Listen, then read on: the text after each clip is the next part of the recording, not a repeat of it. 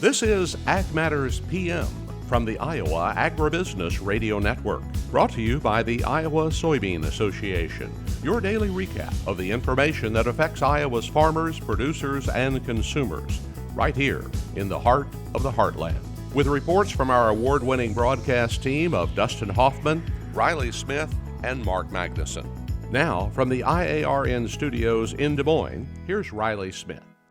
Well, good day and welcome into Ag Matters PM from the Iowa Agribusiness Radio Network. I'm Riley Smith. Today is Wednesday, December 14th, 2022. We're so glad you could join us today.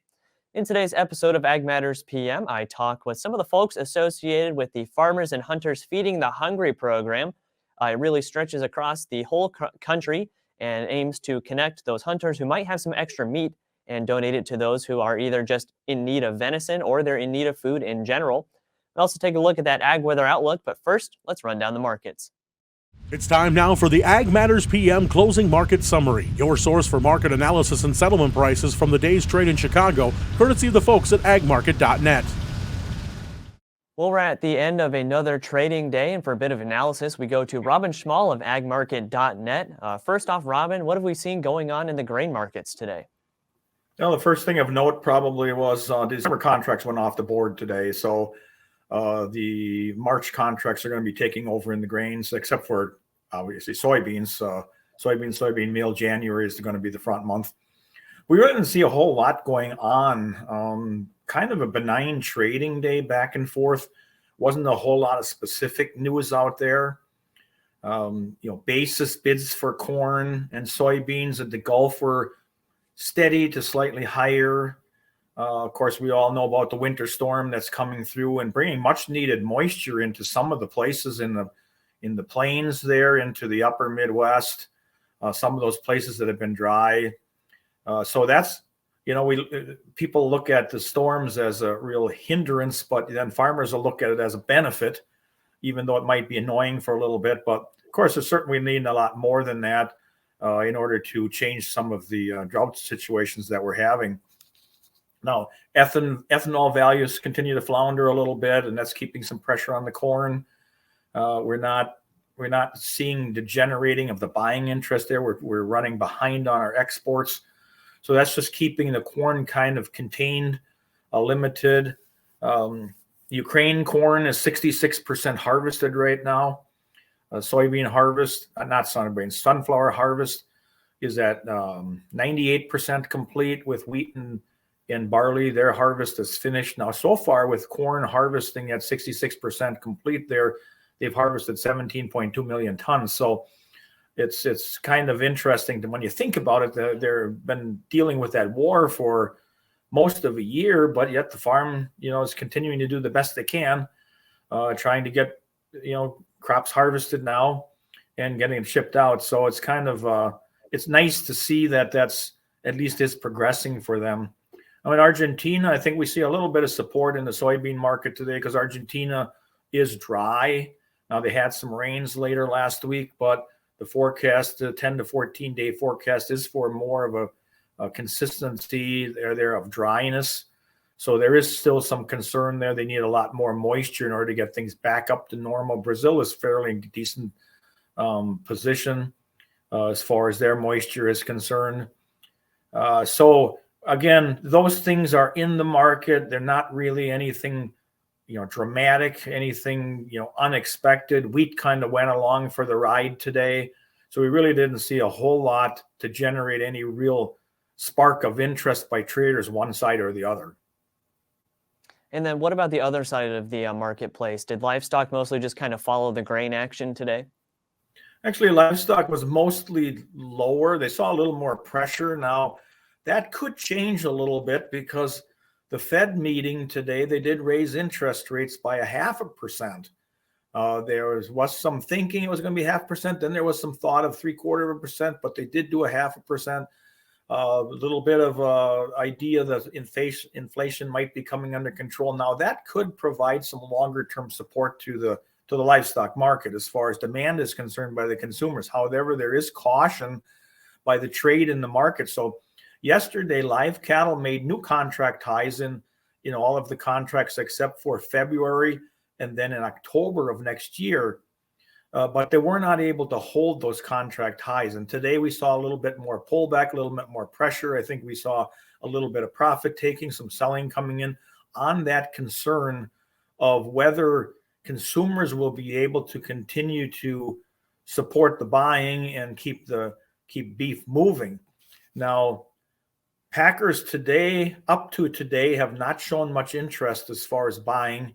Now, where they're looking at buying for the next 2 holiday shortened weeks, haven't showed much interest so far. Asking prices have not yet been established in the north. There have been some established in the south.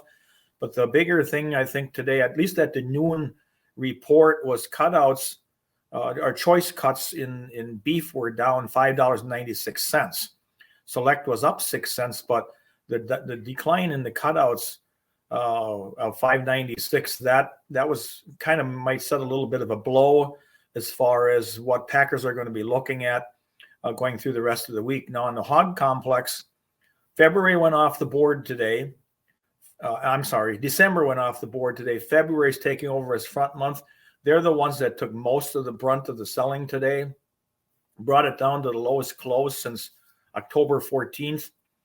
Hogs are overbought as far as oversold. Hogs are oversold as far as technicals are concerned, but it really hasn't made a whole lot of a difference as far as the traders are concerned. Cutouts are down $5.98 at noon. That'll change by the close, but that's eliminating the sharp gain we had yesterday. Cash is just kind of floundering around. Packers want to protect their margins, so they may not be too aggressive as far as what they want to pay for this week, again, because we're looking at 2 weeks of lower slaughter amounts that they have to purchase for. Again, more concern about demand, because we do see demand flip-flop back and forth during this time of the year for pork. But there could be some little bit of a light at the end of the tunnel if indeed inflation starts getting under control and consumers feel a little bit better about buying pork. All right, Robin. Well, lots of great information today. For those of our listeners who would like to get in touch with the folks at agmarket.net and just talk a little bit of marketing strategy, how can they do that? Well, they can call me directly at 877-256-3253 or go to the agmarket.net website. The phone number's on there. If they call in, anybody who is available will pick up and they will be able to help in any way possible. Well, it's been great talking with you today, as always, Robin, and we look forward to hearing from you again soon. All right. Thank you for having me on. That again was Robin Schmal of agmarket.net. We'll go ahead and take a look at how those numbers closed. That's courtesy of the folks at Bar Chart. At the close, March corn down 3 even at $6.50 and a half. January soybeans up 2.5 at $14.82 and a quarter. January soybean meal up $7.80 at $4.60.10. Soybean oil down 57 at $63.55. Chicago wheat down 1.5 at $7.49 and a quarter. Minneapolis spring wheat down 5.5 at $9.17 and a quarter. Kansas City hard red wheat down 15 even at $8.50 and a quarter. March oats up 1 1/4 at $3.42 even. On the Merc, December live cattle down 40 at $154.50. January feeders down 62 at $183.60. December lean hogs down 7 cents at $82.32. February pork cutout down $1.15 at $91.92. And December Class 3 milk up 11 at $20.61. And that's been a check of the markets here on Ag Matters PM. We're going to go ahead and take a quick break to hear from our sponsor, the Iowa Soybean Association and the Soy Checkoff. When we come back, we talk with some of the folks with the Farmers and Hunters Feeding the Hungry program. This is Ag Matters PM. Iowa Soybean Association is driven to deliver for Iowa's 40,000 soybean farmers. We're proud to provide objective agronomic research, a helping hand with soil and water stewardship, and timely industry news powered by the Soybean Checkoff. Learn more at iasoybeans.com. Welcome back to Ag Matters PM from the Iowa Agribusiness Radio Network. I'm Riley Smith. Farmers and Hunters Feeding the Hungry is a nationwide program that aims to connect hunters with some extra meat from their deer season to people who are just, have a desire to have some of that venison, even if they aren't hunters themselves. I had a chance to talk with a couple of people associated with that program about just how it got started and then how hunters can get involved. Well, we are in the midst of shotgun season here in the state of Iowa, currently in second season. And of course, if you're luckier than me, you probably have bagged a deer this season or first season as well. But if not, obviously, give that another shot. But if you have bagged a deer and you have extra and you don't know what to do with it, you can always donate that. And of course, a program that's very familiar with that is Farmers and Hunters. And we're with their executive director, Josh Wilson. First off, Josh, just tell us a little bit about the Farmers and Hunters program, just kind of how that got started and what exactly you guys do. Yeah, sure thing, Riley. Really happy to be able to be with you today.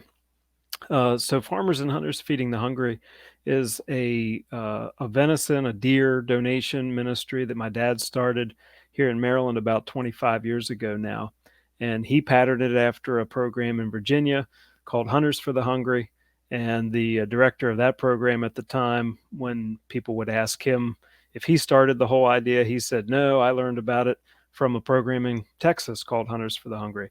So the concept has been around for a long time when it comes to the idea of donating, being able to donate deer to a participating butcher shop, and then having that meat processed and distributed to a local food bank or feeding ministry, and then an organization like a Hunters for the Hungry program, raising money to pay the bill so that the hunter doesn't have to pay the bill, the food bank doesn't have to pay the bill, really increases participation. So it's really been around in an organized way, I'd say, since probably the 1980s. I think Safari Club did some work to plant some seeds. The NRA did some work with that, with their local groups trying to get hunters to donate. A lot of that really early on was kind of a grassroots thing. And then I think in the late 80s and into the 90s is when you started to see organized programs and so forth that would come together really as a nonprofit organization and try to take the ball and run with it and increase the totals and so forth. So we're one of a number of organizations like this at this point. I would say, I believe about 35 states have some form of Hunters for the Hungry program. We've always had a bit of a national vision to try to do this in as many states as we can. So we're the primary program that runs this kind of thing for Maryland and in the state of Ohio. And then we have volunteers in about a dozen other states around the country that may work with one or two butcher shops in their local area, one of which is in Iowa. We have a coordinator, his name's Rob Mindock. He's in the Muscatine area, and he works with one butcher there, West Liberty Locker. And so he's been around a long time, actually, I think 10 to 15 years. And he's had, I was just looking at some of these numbers. Actually, it was in 2005. So yeah, he's been around with us quite a while. And in that one location, they've had over 60,000 pounds of meat donated and processed to go out to local feeding programs in the community. And so that's just one example of one of the folks that we've worked with over the years. But really what we're trying to do right now is see if we can do something nationally to really kind of elevate the visibility, the awareness of these types of programs. We call it Hunt Down Hunger. It's kind of a campaign that we started last month. And really the whole goal is just to try to urge greater hunter awareness and participation in states across the country so that more will participate with their Hunters for the Hungry program. And then also just to get more public awareness of all the good that hunters are accomplishing and hopefully translate that into greater levels of support for these programs. Of course, we know that the fight against hunger is an ongoing battle that's going on really all the time. And, our office is down the street from the Food Bank of Iowa, so we always talk about how farmers are giving back and everything like that. Now, like I said earlier, it feels like a lot of my friends and people in my area were more lucky than me and actually have deer to donate this year. So for people who would be interested in donating, how does that process work? Do they go to the butcher first and maybe fill out a form and then it goes from there?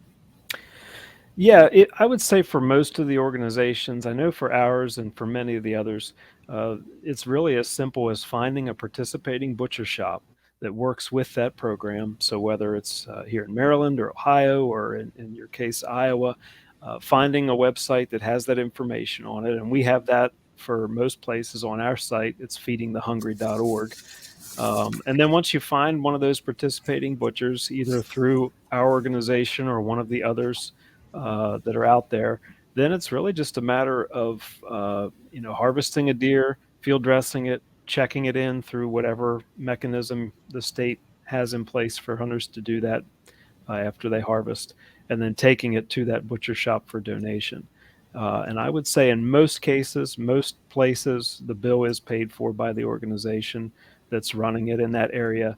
You might have some examples of places where there's a co-payment of some kind, or situations where the organization that's running it has run out of funds for the year, but will still facilitate the donation if the hunter pays the bill. But I would say in most cases, hunters should be able to donate without having to pay financially for the processing of the meat. And then at that point, usually there'd be like a log sheet or something that the hunter might have to put their name and tag number and date down. But after that, they're finished, and the processor will package the meat up, have it ready. Usually it's a local food bank or ministry that picks it up, and then they send their bill to the Hunters for the Hungry program that they work with. All right, so a very accessible program, and we know that there's plenty of opportunity for this across Iowa. And we also have with us Mick Clemis-Rude. He's with the HUSH program, which is the Help Us Stop Hunger here in Iowa. First off, Mick, can you just tell us, how many butchers do we have around the state that are participating in a program like this where hunters could donate a deer? Well, thank you, Riley. Yeah, this year we have 29 participating lockers. We have a website that people can go to see where they're located. They can go to iowahush.com.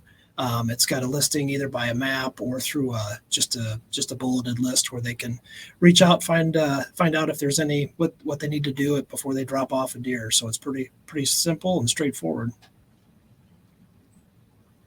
Now, you guys have as well a program that matches people looking for game meat with hunters who are looking to give give some of the extra meat that they have. Could you tell us a little bit about that program and how it works? Yeah, the Iowa Deer Exchange, we started that a couple of years ago. That has been a very well-received program. If you think about our website, kind of like a dating website where people who are willing to provide venison fill out some information about what they are willing to provide, if it's a field dressed deer, or if it's partially, if it's already been processed into ground deer, or if you're going to even go further and provide sticks or a sausage or that sort of thing. If they're willing to provide that, then there's also a site where people can go who want to receive venison, and they put in how much they're looking for, what types of venison they want, and then the software creates a map, and then they can go in and look to find someone who's close to them, and they can reach out individually to the person to try to get connected and see if they can make arrangements for the venison. It's been very well received. This is our third year in doing it, and we had over 650 people sign up for it this year, and hopefully next year it just keeps getting bigger. Right, I was going to ask about the demand for that, because we do know that the deer population in Iowa is pretty healthy, and we know that there's a lot of deer that hunters harvest every year. So you said that you see more and more. Is there demand on the other side as well for people who are looking for a venison to get? We do see that's the neat thing about this. There is a demand out there for people who are not in the network of hunters, so they don't hunt themselves, or maybe they've grown old enough where they just don't get out and do it anymore, but they still want the venison. They see a lot of value in the venison. And just like the HUSH program, the HUSH program has been receiving about 3,200 to 4,000 deer a year since 2014.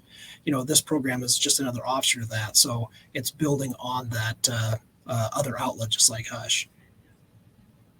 Right, and this is really a question for both of you, but we can start with you, Josh. We see a lot of people that just want to get into hunting. I feel like it's been a growing thing, and of course the population growing as well. It's good to keep control on that. So we see benefits from both sides of doing that ecological service of keeping that deer population under control, and also being able to feed people who are maybe in need of meat, right? Yeah, absolutely. I mean, that's where it's just a real win-win for everybody. As you mentioned, there are in some cases, increasing numbers of people that are taking interest in the outdoors and being able to secure their own meat. I think in the last couple of years, especially with COVID, people go to the grocery store and find that the meat case is empty. And I think it opens some eyes for people to realize that we've become so dependent on other sources for our own food, whereas there are opportunities to learn to be able to secure your own meat through hunting. So I think the interest has ticked up a little bit there, even in states and areas where maybe we didn't think that it could that interest could rebound in the ways that it was maybe in the past. So yeah, this just provides a real win-win all the way around. There's a lot of research that shows that people just aren't aware of the opportunity that hunters have to help feed the hungry. And when the average person finds out that most hunters do either consume their own meat that they harvest or they give it away to others who need it, the perception of what hunting is all about really just changes. And I think it opens a lot of people's eyes, and they understand a lot more why people want to take to the field.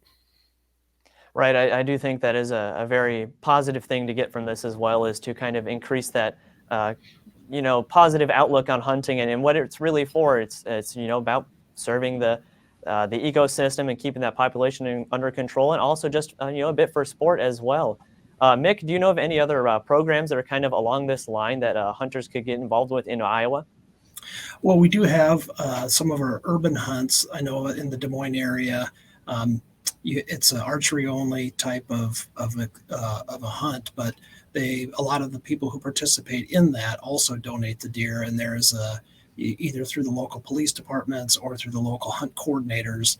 There's a list of people who are looking for venison. So it's not just in the rural areas, but it's also in our urban areas as well. So yeah, the Hush program has been a very successful program, and it's now kind of matured into one where it's more of it's just part of the background for our hunting public.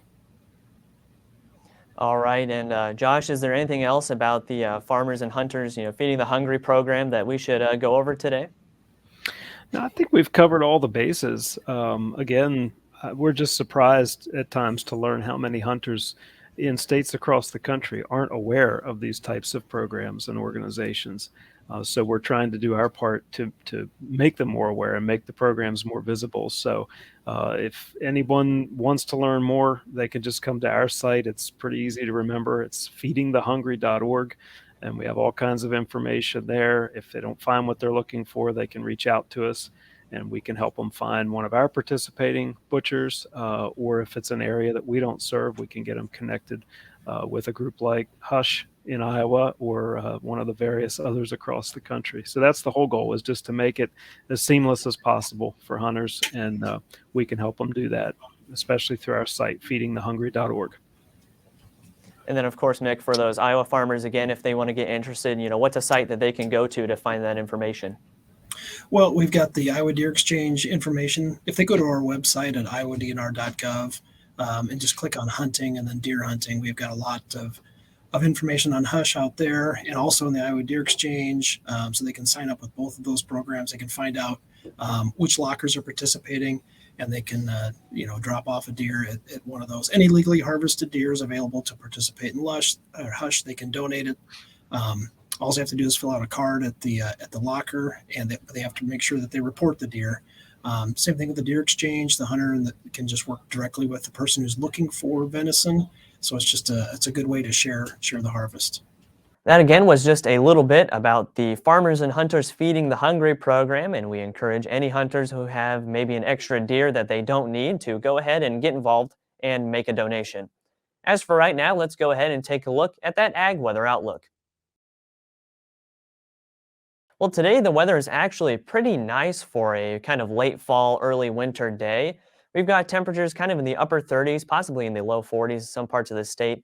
The skies are clear, that gloomy, rainy weather cleared off, and it's just a nice, calm day today. Now, as for tomorrow morning, you can expect some snow across the state, and maybe just a little bit, but it doesn't seem to be super substantial amounts of snow. So let's go ahead and take a look at what the National Weather Service has in store for the next 24 hours. As you can see from the National Weather Service, we finally have some snow in the forecast again. Today we have cloudy to mostly sunny skies across the state with scattered chances for rain and snow, highs ranging from the low 30s to low 50s. Tonight it'll be mostly cloudy with a slight chance for snow or rain, lows overnight ranging from the low to upper 20s. And tomorrow we have varying degrees of snowfall across the state, highs ranging from the low to upper 30s. And taking a look at the affiliate weather map for tomorrow, Cherokee will see some snow and a high of around 30. Shenandoah snowy as well with a high of 32. Des Moines chance for snow flurries and a high of 34. Waterloo, a bit of a wintry mix, a high of 35. Albia mostly cloudy, chance for snow as well with a high of 34. And Clinton should see snow or rain with a high of around 37. For more detailed forecasts in your part of the state, make sure to check in with your local Iowa Agribusiness Radio Network affiliate. That's been a check of the Ag Weather Outlook, and that also brings us to the end of this episode of Ag Matters PM. You can find all of our content on our website at iowaagnet.com, and you can follow us on social media at Facebook, Twitter, TikTok, and LinkedIn. You can find all of our video content as well as previous episodes of AMPM on our YouTube channel. So make sure you subscribe and hit the notification bell to see when those videos go live. Don't forget as well our free Twice Daily Market podcast on Apple, Amazon, Google, Spotify, and Podbean. From the IARN studios in Des Moines, I'm Riley Smith. On behalf of Mark Magnuson and Dustin Huffman, we thank you for watching. This has been Ag Matters PM.